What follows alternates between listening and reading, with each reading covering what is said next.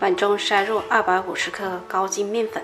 秀秀今天跟大家分享蜂蜜小面包的做法，加30克白糖，喜欢吃甜的可以多放一点，2克盐，增加面的筋性，再打入1个鸡蛋，先将它搅匀，搅匀后倒入120克纯牛奶，不要全部倒完，留一小部分备用。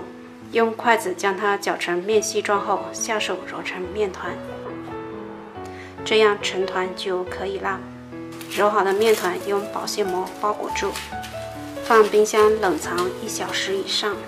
1小时后，将剩下的牛奶倒入3克的酵母，将它化开。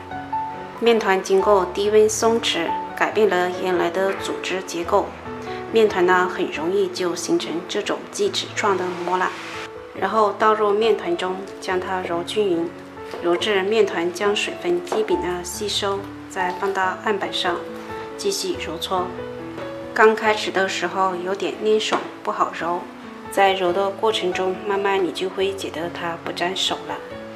然后加上20克黄油，继续揉搓，约15分钟，揉至这种扩展状态就可以了。将面团放到碗中，盖上盖子，继续发酵1个钟。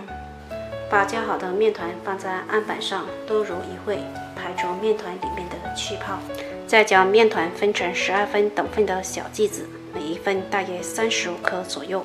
再将每一个小剂子呢由外往内翻，最后将它搓圆放在烤盘中，中间呢留点空隙，放入烤箱2次发酵至2倍大。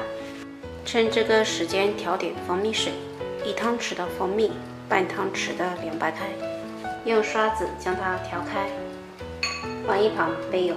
发酵好的面包皮放入提前预热好的烤箱，上下火180度烤18分钟。